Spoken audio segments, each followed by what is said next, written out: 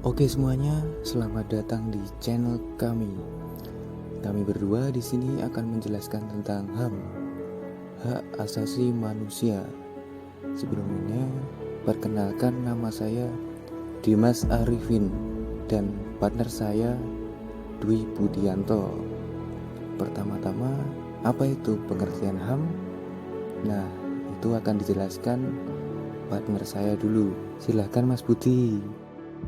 Pengertian HAM: hak yang melekat pada diri manusia yang bersifat kodratif dan fundamental sebagai suatu anugerah Allah yang harus dihormati, dijaga, dan dilindungi oleh setiap individu, masyarakat, atau negara. Sedangkan dalam UU tentang hak asasi manusia, dijelaskan bahwa pengertian hak asasi manusia adalah seperangkat hak yang melekat pada hakikat dan keberadaan manusia sebagai makhluk Tuhan yang Maha Kuasa dan merupakan anugerahnya yang wajib dihormati, dijunjung tinggi dan dilindungi oleh negara, hukum, pemerintah, dan setiap orang demi kehormatan serta perlindungan harta dan martabat manusia. Ciri-ciri pokok HAM. Yang satu, HAM tidak perlu diberikan, dibeli, ataupun diwarisi. 2. HAM berlaku untuk semua orang tanpa memandang kelamin, ras, agama, etnis, pandangan politik, atau asal-usul sosial dan bangsa. Ketiga, HAM tidak bisa dilanggar. Jenis-jenis HAM, yaitu yang pertama, hak asasi pribadi. Hak asasi yang berhubungan dengan kehidupan pribadi manusia. Yang kedua, hak asasi politik, yaitu hak asasi yang berhubungan dengan kehidupan politik, hak ikut dalam pemerintahan, hak untuk memilih dan dipilih.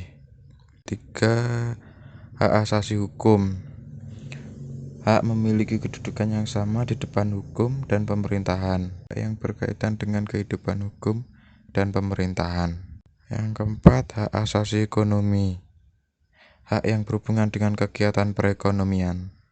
Yang kelima, hak asasi peradilan, hak untuk diperlakukan sama dalam tata cara pengadilan. Yang terakhir, hak asasi sosial budaya, hak yang berhubungan dengan kehidupan bermasyarakat. Kali ini saya akan menjelaskan tentang apa itu hakikat HAM. Dalam pasal 1 Undang-Undang Nomor 39 Tahun 1999 tentang HAM disebutkan bahwa hak asasi manusia adalah seperangkat hak yang melekat pada hakikat dan keberadaan manusia sebagai makhluk Tuhan yang Maha Esa dan merupakan anugerahnya yang wajib dihormati, dijunjung tinggi, dan dilindungi oleh negara, hukum, pemerintah, dan setiap orang demi kehormatan serta perlindungan harkat dan martabat manusia. Selanjutnya, bentuk-bentuk HAM. 1. Hak sipil. 2. Hak politik. 3. Hak ekonomi. Dan keempat, hak sosial budaya. Dalam Deklarasi Universal tentang HAM atau DUHAM, hak asasi manusia terdiri 1. Hak personal, hak jaminan kebutuhan pribadi. 2.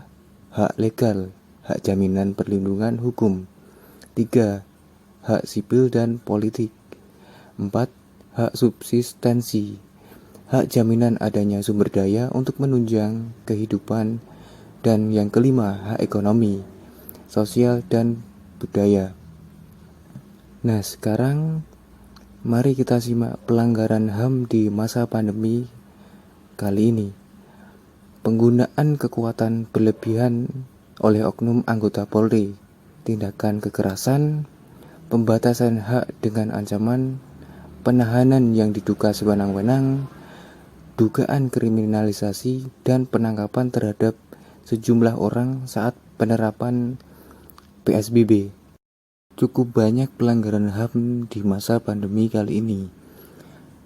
Contohnya, kasus atau peristiwa yang berpotensi melanggar HAM diantaranya penggunaan kekerasan terhadap korban yang menyebabkan luka-luka di Manggarai Barat NTT.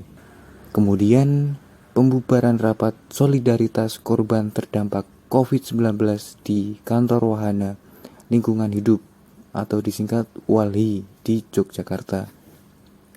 Dan contoh berikutnya, penahanan 3 aktivis Kamisan Malang dengan alasan aksi melawan kapitalisme, serta dugaan kriminalisasi dan penangkapan terhadap peneliti kebijakan publik Raffio Batra dengan alasan menyebarkan pesan yang mengajak orang lain untuk melakukan penjarahan. Cukup banyak penjelasan dari kami. Saya ambil kesimpulan, HAM adalah hak-hak dasar yang melekat pada diri manusia.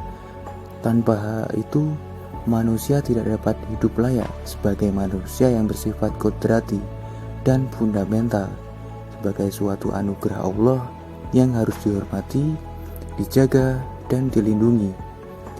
Indonesia merupakan negara hukum dan banyak pasal-pasal yang mengatur tingkah laku setiap manusia. Tetapi terkadang hukum itu tidak ditegakkan secara adil karena materi, kedudukan, dan lain sebagainya. Dan masih banyak lagi masyarakat yang tidak terlindung secara hukum. Sekian dari kami. Terima kasih.